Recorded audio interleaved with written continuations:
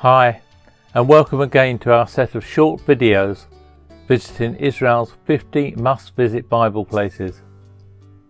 Once more, we'd like to thank the Bible Archaeology Digest for providing the pictures and information.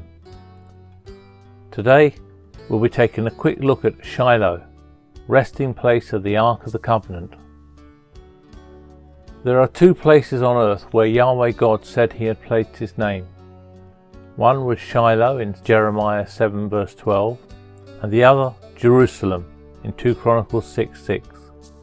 According to Deuteronomy 12:5-7, this is what God's people on entering the land were to do. But to the place which Yahweh your God shall choose out of all your tribes, to put his name there, even to his habitation you shall seek, and there you shall come, and there you shall bring your burnt offerings and your sacrifices, and your tithe, and the wave offering of your hand, and your vows, and your free will offerings, and the firstborn of your herd and of your flock. And there you shall eat before Yahweh your God, and you shall rejoice in all that you put your hand to, you and your households, in which Yahweh your God has blessed you. Until recent years, Shiloh has remained somewhat neglected. This is a pity, as driving through ancient Samaria gives an excellent idea of the land the Bible speaks of. However, now there is a thriving Jewish community based at Shiloh. Excavations here have shown Shiloh to already be settled in the Middle Bronze Age period.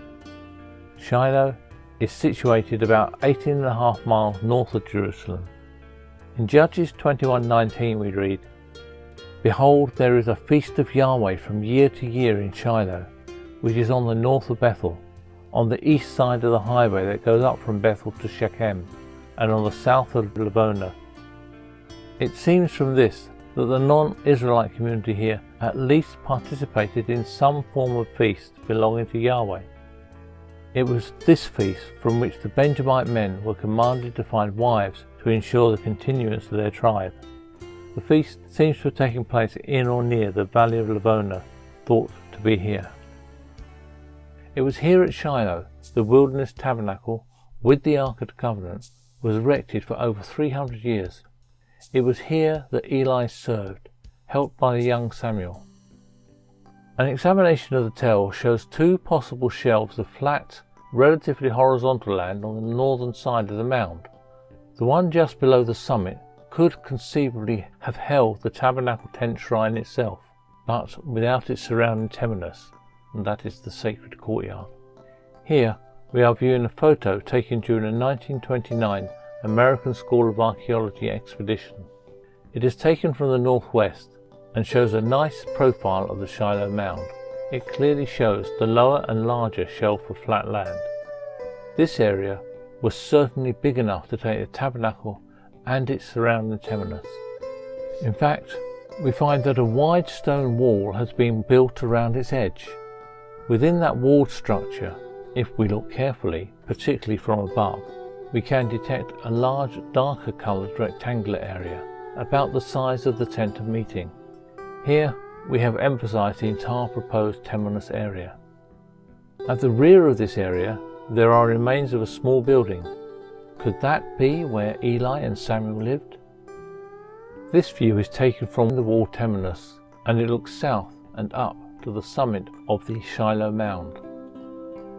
Here we get some idea of the size of the wall-enclosed temenos area. We get some idea of how thick this temenos wall is. This is all very exciting, as here at Tel Shiloh we could be standing on the very spot where the wilderness tabernacle was erected and the Ark of the Covenant was housed. We need to remember that the tabernacle stood here for over 300 years, and it would not be surprising if its outer sacred area were delineated by a more permanent wall than that of the original linen curtain. In fact, the Talmud suggests that this was the case.